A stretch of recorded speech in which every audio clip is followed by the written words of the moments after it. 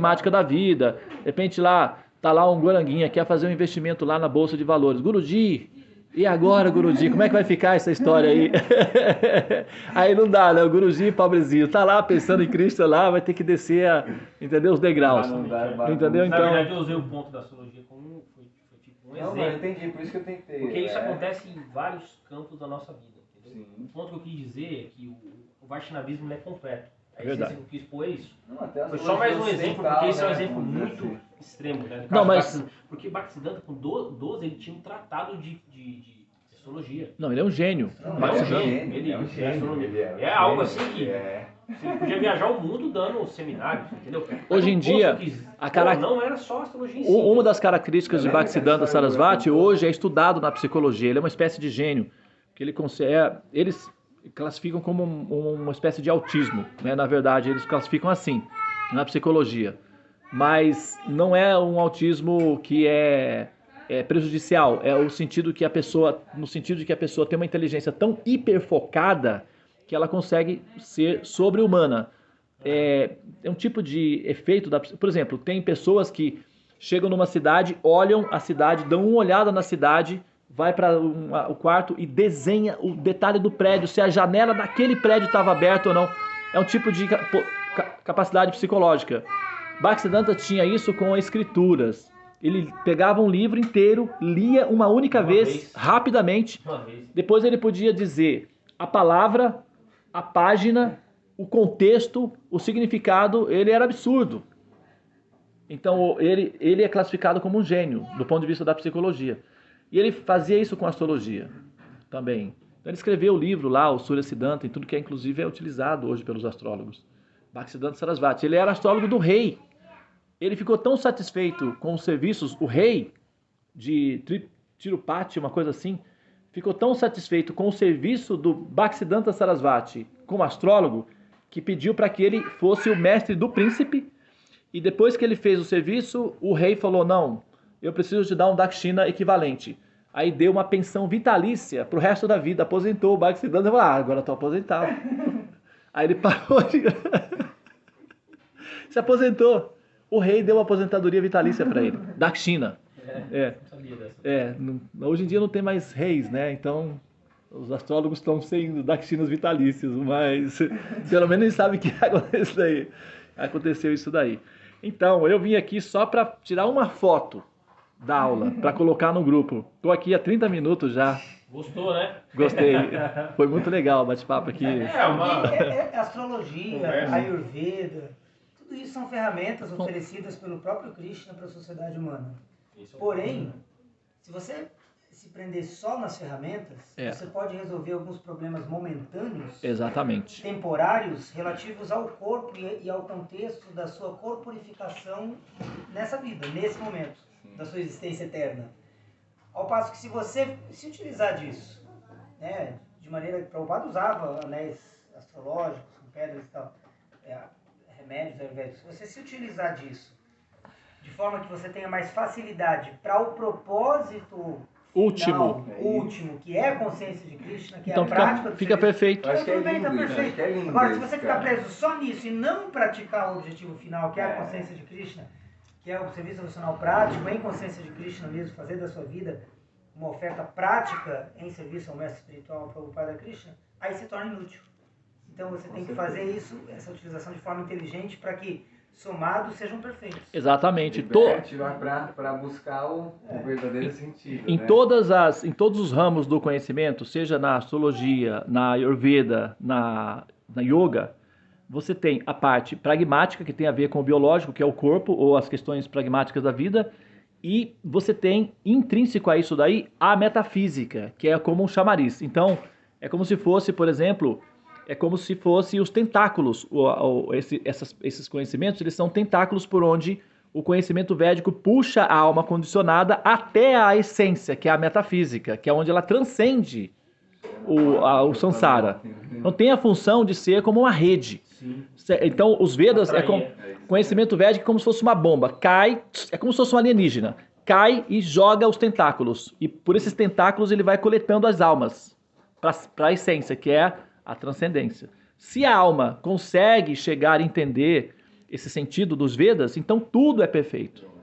Agora, quando ela não consegue entender, aí fica presa nesse ponto que você falou aí. Se torna Exatamente. temporário, inútil, superficial, né? Não, é fato, é fato. E é como utilização de tudo que a energia material oferece para, no final, objetivamente, finalmente falando, o serviço a Krishna. Como você, por exemplo, vamos fazer um Harinama na rua. Não, eu não vou utilizar o microfone porque o microfone é matéria. Eu vou fazer uma pregação pela internet. Eu não vou usar a internet porque isso aqui é matéria, material, é mundano. Não, é utilizar todas as ferramentas com o objetivo final de serviço a Krishna. Então, se você utiliza essas ferramentas em benefício que te facilite viver de forma mais adequada, né, nesse mundo, tá tudo aqui. Como o Lakshmana falava, como ele resumiu. Você não precisa buscar em outras áreas, em outras realidades, em outras situações, soluções para os seus problemas, porque você pode buscar essas soluções dentro do próprio contexto da consciência. Foi o que o Lakshmana está tentando... Não é necessário. Tudo é para você chegar até Krishna. Só para completar, entendendo mais, por exemplo, sem citar, obviamente, sem citar nomes e pessoas, etc. Mas, por exemplo, e Krishna é um benfeitor das entidades vivas, ele vai te conceder o que você deseja de fato. Então, por exemplo, eu quero riqueza. E de repente eu estou num contexto da consciência de Krishna que a riqueza não vem. A riqueza não vem, a riqueza não vem. E aí você busca a riqueza em outros aspectos, em outras pessoas, em outros ambientes. De repente você se torna rico. Não, então aqui é o que eu... Não, Krishna só te concedeu o que você queria. Não necessariamente a riqueza é Bhakti. Sim. Entendeu? Então a gente tem que ter cuidado com o que a gente deseja de fato. Ele observa e não te dá o desejo, né? Como o Lokashakti Prabhu numa aula no dia de Gura Purnima falou em Nova Gokula, Laulian, né? Ele falou, Bhakti não é de graça. A gente fala, né? Bhakti é de graça. Não, Bhakti tem uma cobrança, e a cobrança é o desejo. Se você não desejar verdadeiramente consciência de Krishna, recobrar o nosso relacionamento amoroso com Krishna, você não vai ter. Você vai conseguir tudo o que você quer, porque Krishna vai conceder. Mas você não vai ter Bhakti. Então a gente tem que tomar cuidado com o desejo, realmente com o desejo mais íntimo daquilo que a gente busca. Né?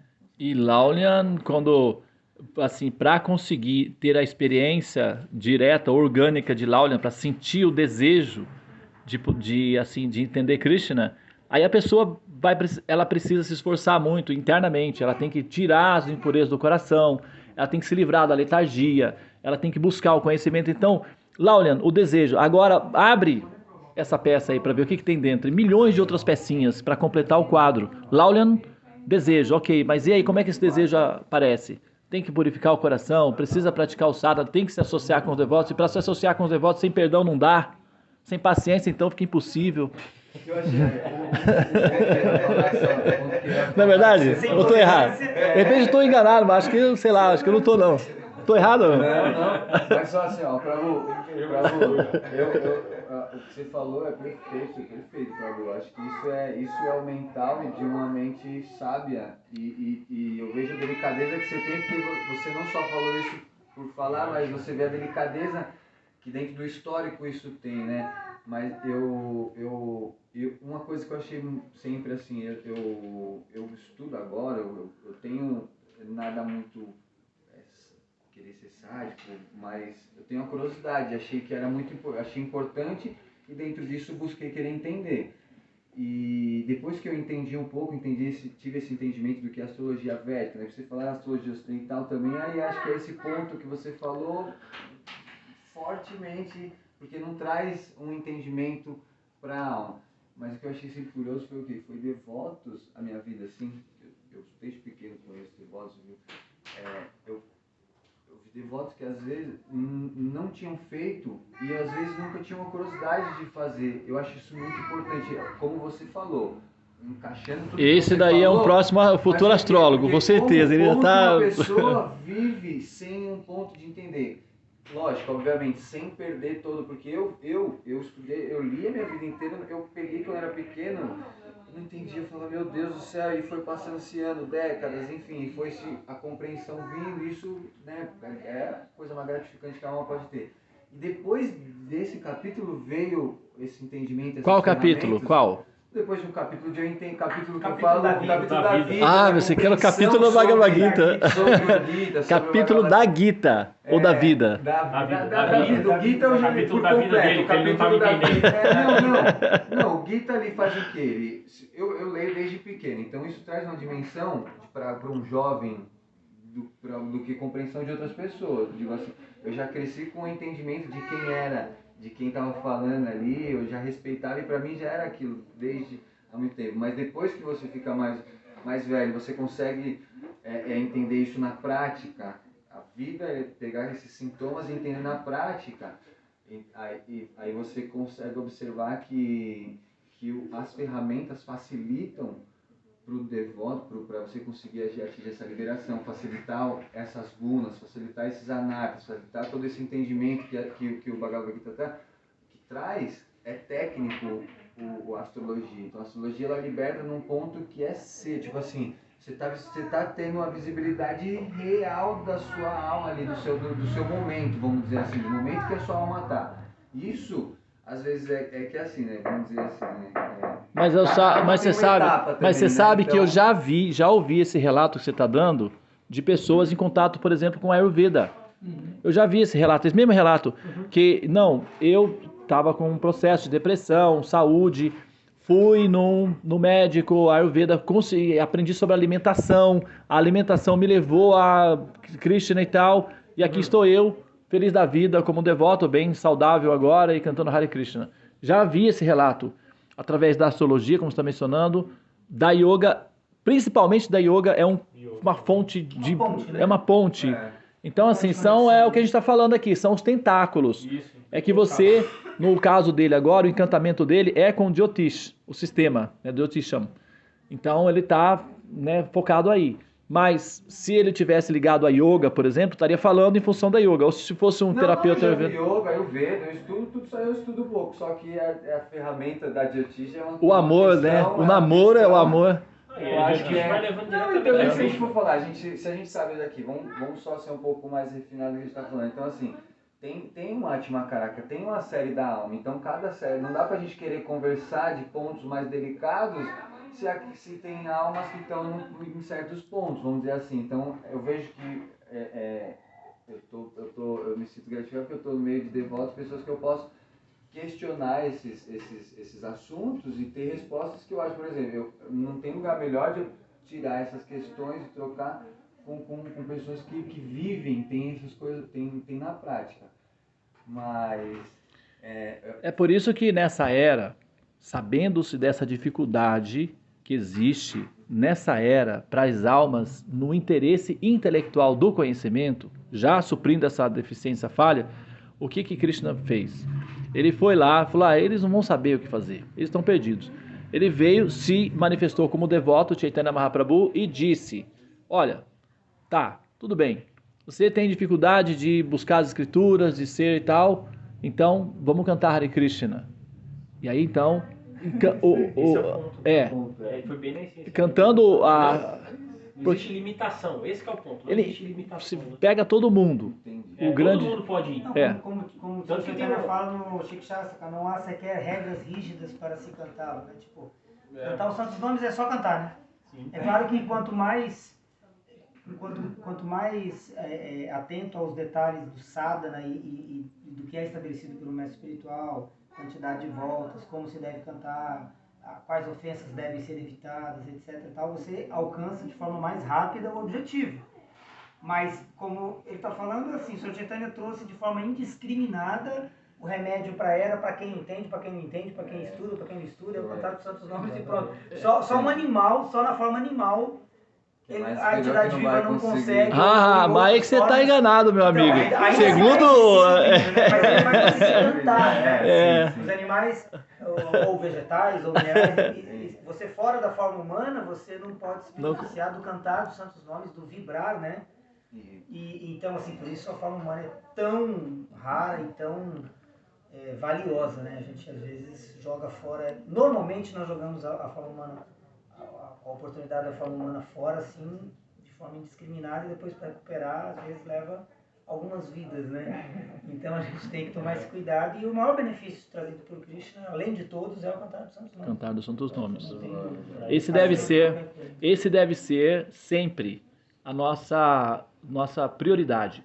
Seja o terapeuta, ele seja um Jyotisha, um astrólogo, ele seja um Ayurveda, um médico, ou ele seja um psicólogo, que a yoga basicamente é psicologia prática, né, pragmática.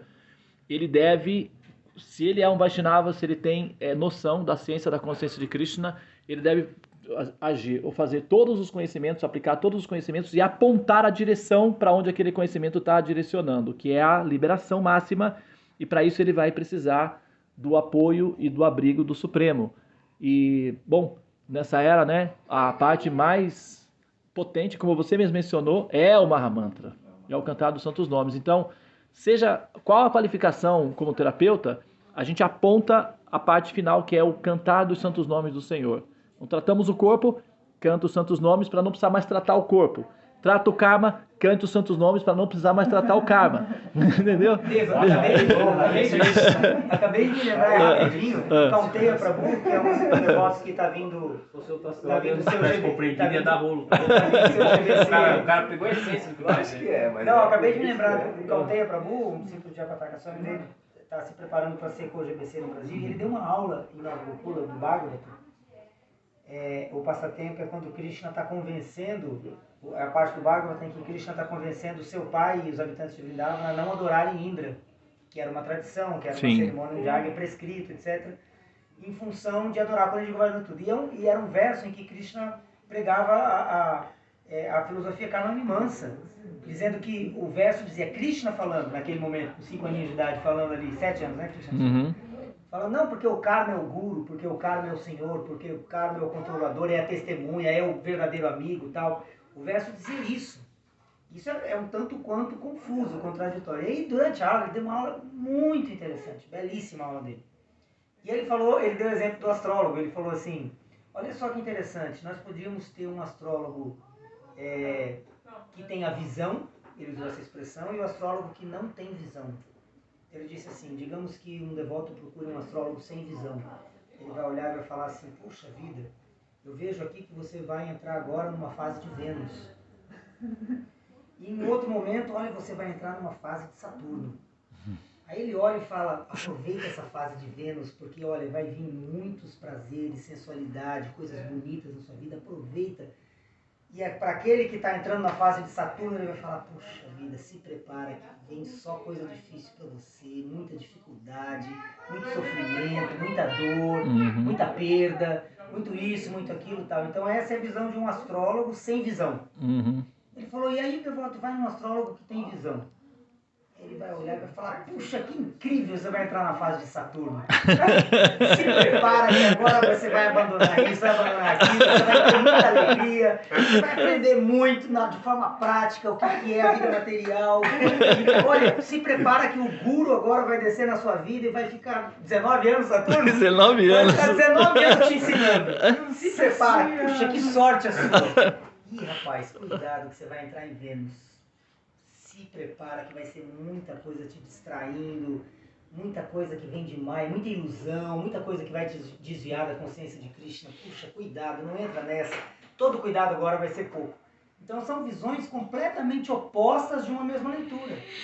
Por quê? Porque um astrólogo está conectado com a consciência de Krishna.